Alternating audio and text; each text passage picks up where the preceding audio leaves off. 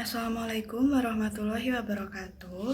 Kami dari kelompok 6, di sini kami akan memaparkan materi terkait measurement, scaling, reliability, and validity. Nah, sebelum masuk ke materi, perkenalkan kelompok kami terlebih dahulu.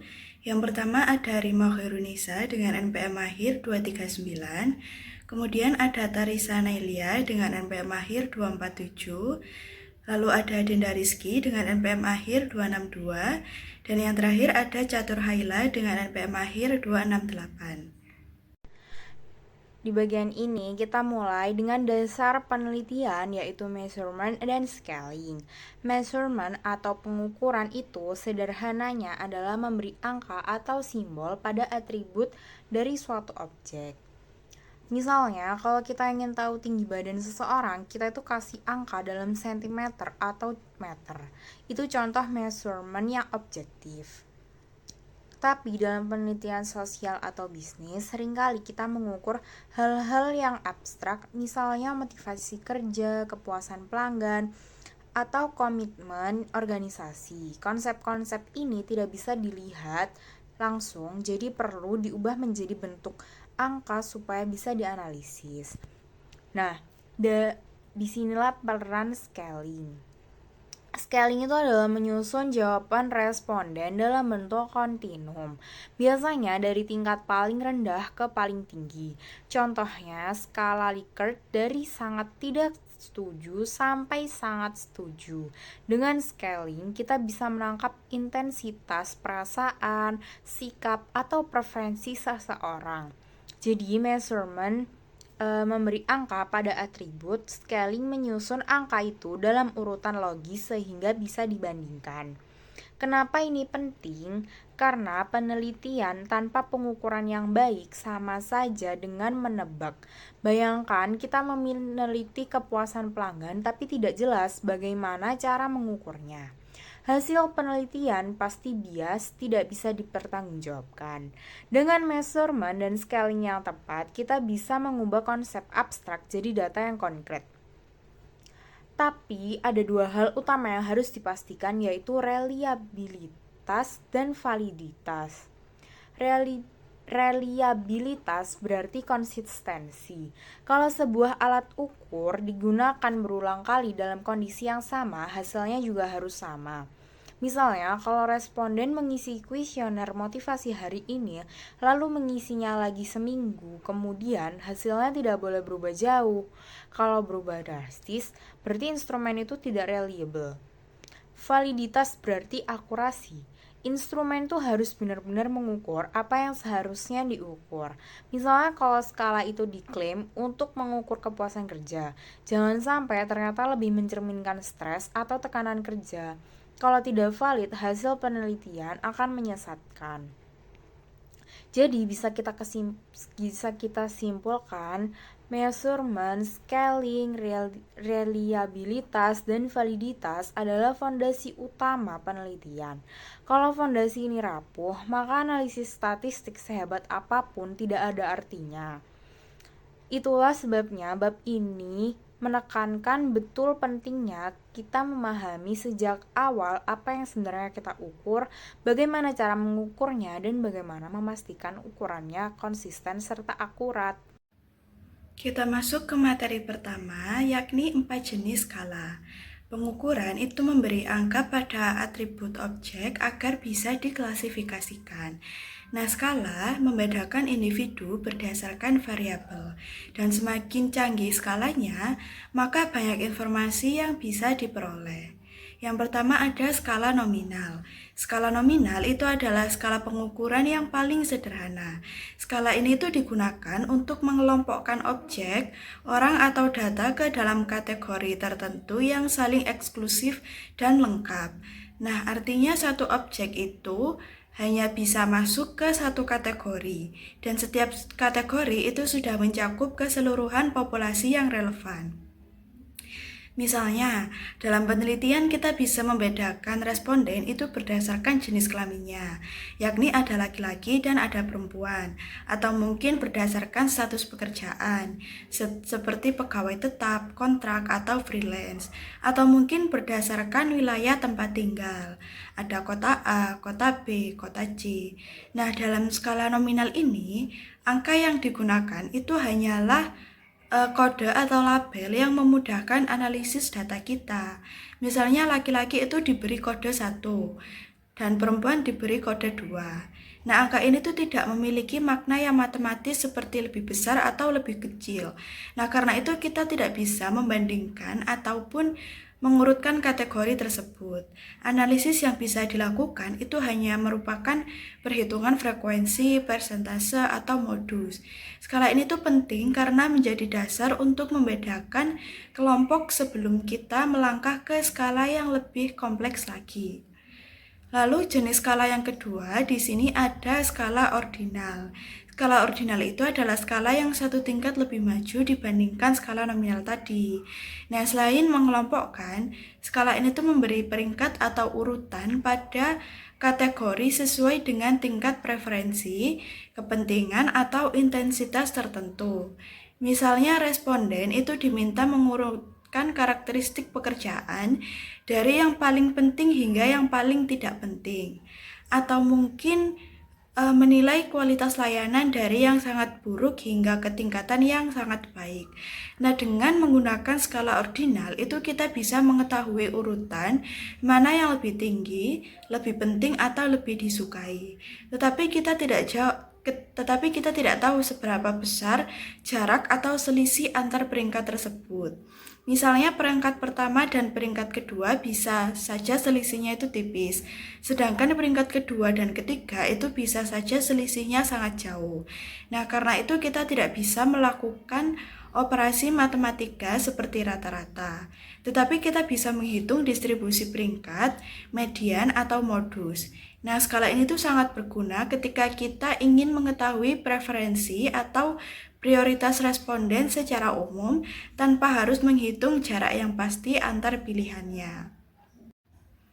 Lanjut ke skala yang ketiga, itu ada skala interval, yakni skala yang lebih canggih lagi dibandingkan skala ordinal tadi, karena tidak hanya menunjukkan urutan, tetapi juga menunjukkan besar kecilnya perbedaan antar nilai. Nah, dengan kata lain, jarak antara satu angka dengan angka lain itu selalu sama. Contohnya yang paling umum itu adalah suhu tubuh dalam Celcius atau dalam Fahrenheit. Perbedaan 10 derajat Celcius dan ke 20 derajat Celcius itu kan sama dengan besarnya 20 derajat Celcius ke 30 derajat Celcius. Namun titik nol pada skala ini itu bersifat arbitrer atau tidak mutlak. 0 derajat Celcius itu bukan berarti tidak ada suhu. Karena nolnya tidak absolut, kita tidak bisa membandingkan rasio. Misalnya kita tidak bisa mengatakan suhu 40 derajat itu 2 kali lebih panas dari 20 derajat Celcius. Analisis yang bisa kita lakukan pada skala ini tuh termasuk menghitung rata-ratanya, median, deviasi standar, dan juga varian. Lalu jenis skala yang keempat itu ada skala rasio. Skala rasio itu merupakan skala yang paling lengkap dan paling akurat di antara 4 skala tadi. Skala ini tuh memiliki titik nol absolut, artinya nol yang benar-benar menunjukkan tidak ada. Nah, dengan titik nol ini kita dapat melakukan semua operasi matematika termasuk perbandingan proporsional. Contohnya itu berat badan, pendapatan, terus usia, dan juga tinggi badan. Jika seseorang itu beratnya 60 kg dan orang lain 30 kg, kita bisa bilang orang pertama 2 kali lebih berat daripada orang yang kedua tadi. Nah, karena mempunyai titik nol yang absolut, skala rasio itu memungkinkan pengukuran urutan, selisih, dan rasio antar nilai sekaligus. Analisis yang bisa dilakukan itu lebih luas seperti rata-rata, deviasi standar, varian, hingga koefisien variasi. Inilah sebabnya skala rasio itu dianggap sebagai skala yang paling informatif. Nah, setelah tadi materi-materinya dijelaskan oleh rekan saya, selanjutnya saya akan membahas mengenai rating skills atau skala penilaian. Nah, di sini kita akan membahas 10 skala penilaian yang nanti akan kita bahas satu persatu. Nah, di sini yang pertama adalah Ditomus scale atau skala dikotomis. Nah, skala dikotomi ini digunakan untuk mendapatkan jawaban ya ataupun tidak. Nah, seperti em, bahwa skala nominal ini digunakan untuk mendapatkan respon dari responden. Nah, contohnya adalah seperti di gambar ini. Apakah Anda memiliki mobil? Jawabannya antara ya dan juga tidak. Kemudian, skala penilaian yang kedua adalah dengan skala kategori. Ini menggunakan beberapa item untuk mendapatkan satu respon. Nah, skala ini juga menggunakan skala nominal. Contohnya, di mana Anda tinggal di London? Nah, di sini ada pilihannya, ada London Timur, London Selatan, London Barat, London Utara, ataupun pinggiran dari London, seperti itu.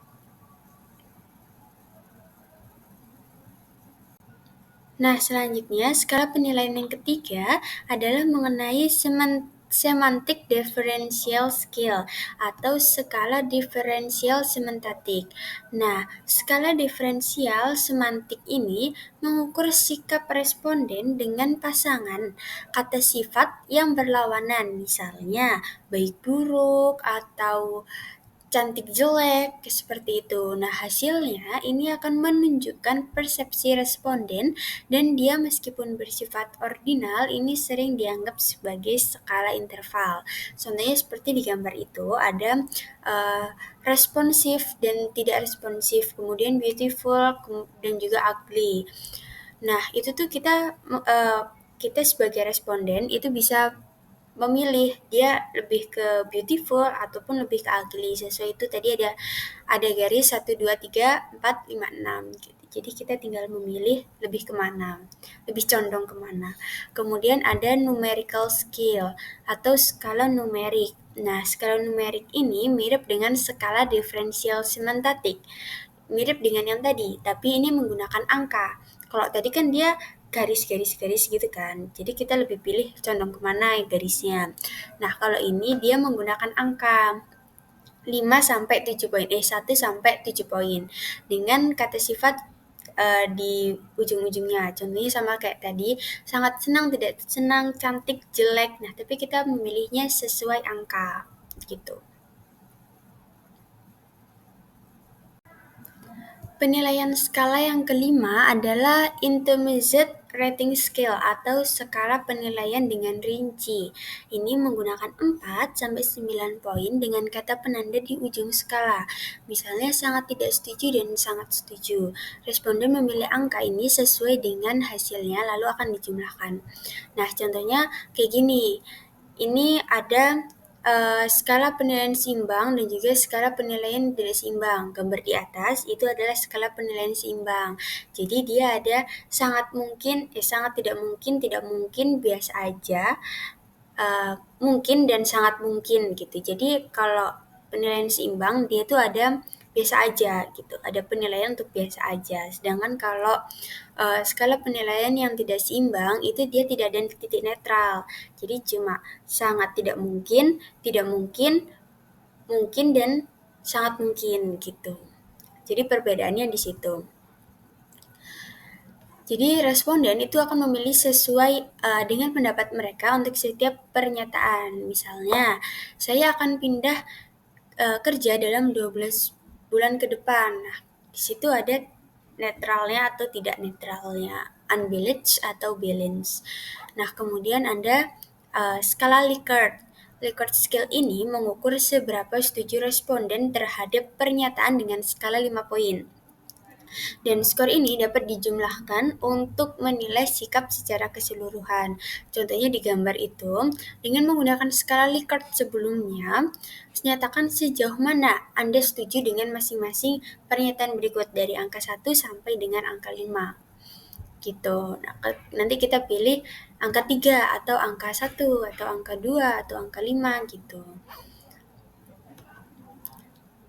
Nah, setiap jawaban ini akan diberi angka sesuai skala, kemudian nantinya bisa dianalisis per item ataupun dijumlahkan untuk mendapat skor total yang menunjukkan sikap keseluruhan terhadap pekerjaan.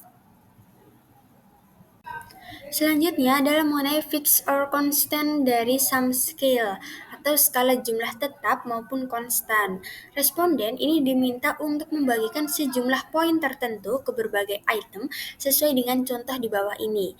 Dan skala ini itu bersifat skala ordinal. Nah, contohnya itu dalam memilih sabun mandi, tunjukkan seberapa penting menurut Anda kelima aspek berikut ini dengan memberi poin untuk setiap aspek hingga totalnya nanti akan 100. Jadi contoh parfum, ini nanti 50, warna 10, terus bentuk 10, ukuran bla bla bla, tekstur juga bla bla bla sehingga nanti jumlah poinnya harus 100. Nah, kemudian ada staple scale atau skala staple. Skala ini itu mengukur arah dan juga intensitas sikap terhadap item dengan item utama di tengah dan skala numerik misalnya dari plus 1 sampai plus 3 dan juga min 1 sampai min 3. Semakin plus, semakin ke atas itu semakin responnya positif, sedangkan semakin ke bawah minus itu semakin negatif. Dan ini termasuk ke dalam skala interval. Selanjutnya, kita akan membahas mengenai skala penilaian grafis atau graphic rating scales. Ini membantu responden untuk menunjukkan jawaban dengan memberi tanda pada titik yang tepat pada garis. Misalnya seperti pada gambar, itu ada pada skala 1 sampai 10. Seberapa besar Anda menilai atasan Anda? Luar biasa, biasa aja, sampai sangat buruk. Nah, itu kita tinggal memberi tanda pada titik yang ada garis-garisnya itu kita pilih di mana respon kita. Kemudian ada yang terakhir yaitu consensus scale, yaitu dibuat dengan kelompok ahli yang memilih pernyataan penting untuk mengukur suatu konsep. Mereka menilai tiap pernyataan, lalu skala ini akan dibuat berdasarkan kesepakatan mereka. Namun, skala ini jarang dipakai karena prosesnya itu membutuhkan waktu yang sangat lama. Baik teman-teman, kali ini kita akan membahas mengenai ranking scales. Nah, ranking scales digunakan untuk meminta responden mengurutkan objek, peristiwa, atau orang berdasarkan tingkat preferensi mereka. Nah, sifat dasar dari ranking scale adalah ordinal, yang artinya hanya menunjukkan urutan, tetapi tidak memberitahu seberapa besar perbedaan antar pilihan. Nah, ada beberapa jenis ranking scale. Yang pertama ada paired comparison, yaitu responden diminta memilih antara dua objek pada satu waktu. Yang kedua ada forced choice, yaitu responden harus mengurutkan semua objek yang telah diberikan dari yang paling disukai sampai yang paling tidak disukai. Dan yang ketiga ada comparative scale, di mana sebuah pilihan dibandingkan dengan suatu acuan atau benchmark.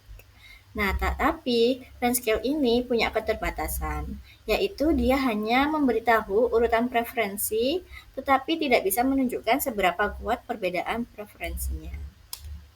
Selanjutnya, kita akan masuk ke International Dimension of Scaling.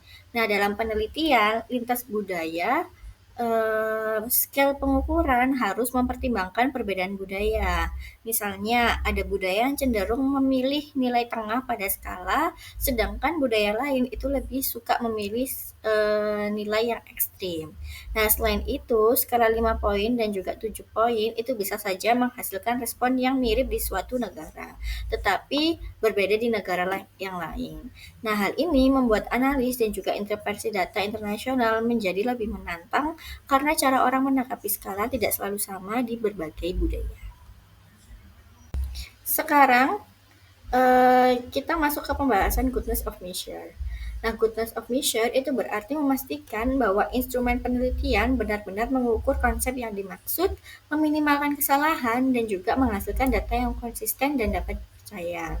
Nah, dengan begitu, kualitas ilmiah penelitian kita itu bisa meningkat. Langkah pertamanya ada item analysis atau analisis item. Nah, item analisis digunakan untuk menilai apakah suatu pertanyaan atau item ini memang layak ada di dalam instrumen. Caranya adalah dengan membandingkan kelompok responden yang mendapat skor tinggi dan yang mendapat skor yang rendah. Nah, kalau perbedaan skor antara kelompok itu signifikan, maka item tersebut dianggap mampu membedakan dengan baik. Pengujiannya biasanya menggunakan nilai T. Item dengan nilai T tinggi dipertahankan, sedangkan item yang lemah atau tidak signifikan dihapus. Setelah itu, baru dilakukan uji reliabilitas dan validitas. Nah, di dalam figur 12.1 itu dijelaskan hubungan antara reliabilitas dan juga validitas dalam menilai goodness of measure. Reliability berbicara soal konsistensi. Apakah instrumen ini memberikan hasil yang stabil dan sama jika digunakan berulang kali atau pada kondisi yang mirip. Nah, reliabilitas itu bisa dilihat dari dua aspek utama. Yang pertama, stability, yaitu kestabilan dari waktu ke waktu. Contohnya dengan tes reset reliability atau parallel form reliability. Yang kedua adalah konsistensi, yaitu jumlah mana item-item dalam instrumen saling berkorelasi. Contohnya diuji dengan inter-item konsistensi reliability seperti Cronbach, alpha atau dengan metode split half reliability. Nah, sementara itu validity menekankan apakah kita mengukur hal yang benar. Ada beberapa bentuk, yaitu content validity atau logical validity, yaitu sejauh mana item mewakili seluruh aspek konsep, termasuk juga face validity, yaitu apakah secara kasat mata item itu tampak relevan. Yang kedua, bentuk criterion related validity yang dibagi menjadi dua lagi, yaitu concurrent validity untuk membedakan individu pada saat yang sama dan juga predictive validity untuk memprediksi hasil di masa depan. Dan bentuk yang ketiga yaitu construct validity, yaitu sejauh mana instrumen sesuai dengan teori yang mendasari. Nah, ini dibagi lagi menjadi convergent validity kalau dua instrumen yang mengukur konsep sama yang punya korelasi tinggi, dan juga discriminant validity kalau dua konsep yang berbeda memang terbukti tidak berkorelasi. Nah, jadi intinya reliabilitas itu soal konsistensi, sedangkan validitas itu soal kebenaran konsep yang diukur. Nah, suatu instrumen yang baik harus reliable sekaligus valid, karena kalau reliable saja, instrumen itu mungkin konsisten tetapi mengukur hal yang salah. Jadi kombinasi keduanya ini tuh yang menentukan kualitas ilmiah suatu penelitian. Mengenai validity. Validity adalah sejauh mana sebuah instrumen benar-benar mengukur apa yang seharusnya diukur. Jadi fokusnya bukan pada konsistensi, tetapi pada kebenaran konsep yang ditangkap oleh instrumen. Ada 3 jenis utama dari validitas. Yang pertama, content validity. Ini tuh menetapkan apakah item yang ada sudah mewakili seluruh aspek dari konsep yang diteliti. Biasanya itu dievaluasi oleh para ahli untuk memastikan cakupan yang lengkap. Yang kedua, ada criterion related validity. Ini menentukan sejauh mana instrumen bisa memprediksi atau membedakan sesuai kriteria tertentu. Bentuknya ada 2, yaitu concurrent validity yang kemampuan instrumennya itu membedakan individu pada saat yang sama. Kemudian ada predictive validity, yaitu kemampuan instrumen untuk memprediksi hasil di masa depan. Dan yang ketiga ada constructor validity, yaitu kesesuaian instrumen dengan teori yang mendasarinya. Ada 2 subtipe, ada convergent validity sama discriminant validity. Nah, untuk convergent sendiri yaitu ketika dua instrumen yang mengukur konsep yang sama menunjukkan korelasi yang tinggi. Sementara discriminant itu ketika instrumen menunjukkan korelasi rendah dengan variabel yang seharusnya tidak berhubungan. sekarang kita masuk ke pembahasan reliabilitas dan formative skills. Pertama, reliabilitas. Secara sederhana, reliabilitas berarti sejauh mana sebuah instrumen memberikan hasil yang stabil dan konsisten. Analogi gampangnya adalah jam. Kalau kita pakai jam yang reliable, setiap kali kita lihat jam, dia akan menunjukkan waktu yang sama dalam selisih detik yang wajar. Tapi kalau jamnya rusak, kadang maju, kadang mundur, maka dia tidak reliable. Dalam penelitian, ada beberapa cara mengecek reliabilitas. Pertama itu tes retest, yaitu memberikan instrumen yang sama kepada responden yang sama di waktu berbeda. Kalau hasilnya relatif sama, berarti instrumennya itu reliable. Kedua, equivalent forms, yaitu ketika kita membuat dua versi tes yang isinya berbeda tapi sama-sama mengukur hal yang sama. Kalau hasil keduanya konsisten, berarti alat ukur kita itu bagus. Ketiga yaitu internal konsistensi, yang sering diukur dengan Cronbach alpha. Di sini kita lihat sejauh mana item-item dalam skala itu saling berkorelasi. Kalau semua item benar-benar mencerminkan hal yang sama, mereka harus punya korelasi tinggi. Namun, reliabilitas ini punya keterbatasan, terutama kalau kita bicara soal formative skills. Di sinilah banyak peneliti pemula sering bingung. Di skala reflektif, item-item dianggap sebagai cerminan dari konstruk. Misalnya, kepuasan kerja bisa ditanya lewat pernyataan seperti saya senang dengan pekerjaan saya atau saya puas dengan atasan saya. Karena semua item mencerminkan konstruk yang sama. Wajar kalau hasilnya berkorelasi, tapi di skala formatif, item-item justru membentuk konstruk, bukan mencerminkan. Contoh klasiknya itu adalah status sosial ekonomi. Status ini terbentuk dari pendapatan, pendidikan, dan pekerjaan. Ketiga, indikator ini tidak saling berkorelasi. Ada orang yang pendidikannya tinggi, tapi penghasilannya tuh justru rendah.